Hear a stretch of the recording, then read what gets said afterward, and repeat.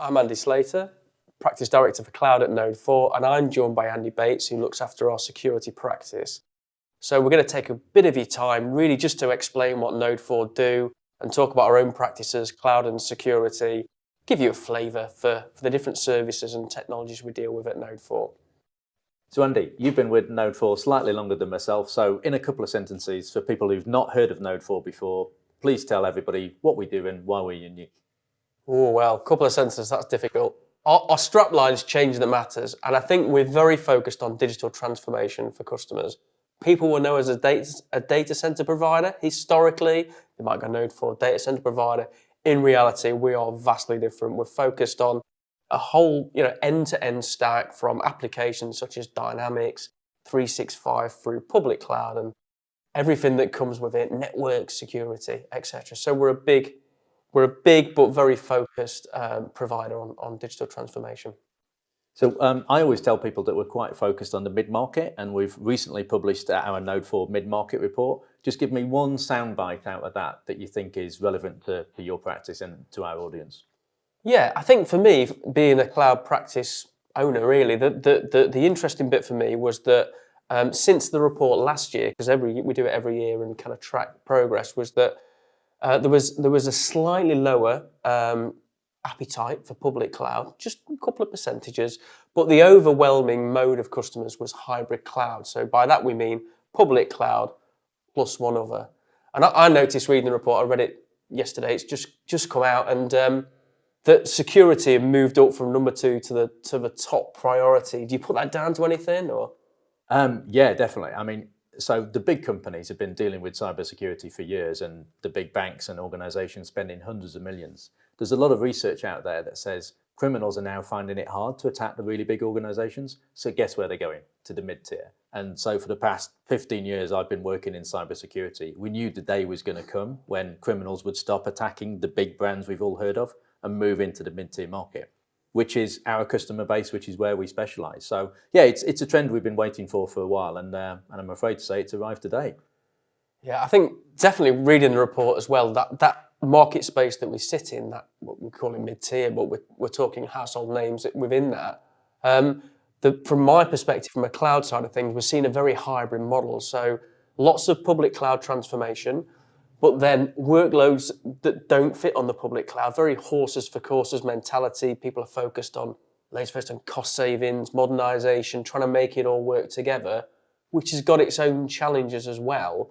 How, from a security perspective, that big attack surface now with public cloud, maybe VMware and one other, what challenges do we see from that, really, from customers? I mean, you're right. So the word hybrid, you could replace with complexity. So, and guess what? Cybersecurity is complex. So yes, it makes it more difficult for customers to deal with from a security point of view. If I put my sales hat on, that's why I'm going to say you should move to experts like us to look after your security. But from an opportunity point of view, some criminals will always be keen to attack legacy infrastructure. Some will attack hybrid. Some will attack hyperscale.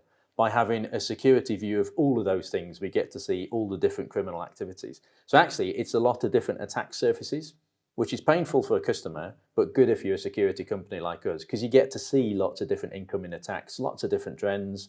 And we're all about taking that intelligence and trying to protect as many customers as we can before they get attacked. Mm-hmm. So we in Node4 and we personally like changing things and shaking things up. I think that's why our kind of strapline works so well, change that matters.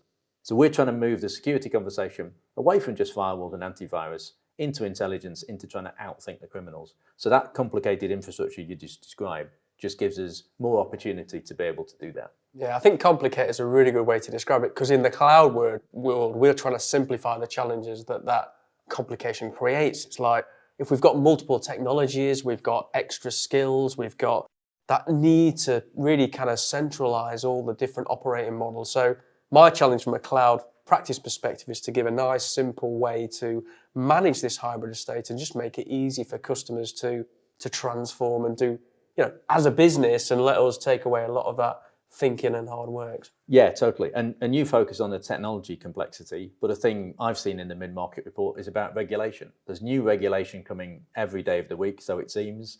whether you're interested in GDPR, which is probably so yesterday, or DORA, the new Digital Operational Resiliency Act, or indeed the Cloud Act. Yeah. So just give us one sentence on the Cloud Act, because I think that's probably new to many of our audience. So give us your opinion on the Cloud Act.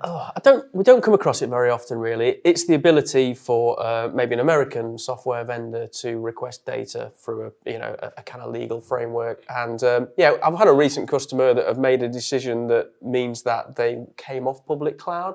But I think generally there's lots of different of these use case reasons why it makes sense to do it to a hybrid platform. So I think that the end result is that we've got lots of customers with lots of complexity trying to make a nice, easy, manageable environment and IT estate, and then we're having to secure it and look after it as well. So it's a really exciting space to be in. So I'm sure there's lots of things that we can do to help customers along the way. So. And I think as a closing point, you said it nicely there, it's about helping customers. So because we've got 3,000 customers across Node4, as you've said, there's so many different scenarios. It's taking the learnings from those customers, whether it be technological or regulatory, and use that to help other customers. Or in my case, whether it's intelligence about the latest criminal gangs or attackers, just not using that for one customer, using it for all 3,000. That's where the scale comes in and people get efficiency. Yeah, that critical mass is great for us as a provider. So lots of interesting services, lots of interesting stuff we do with customers.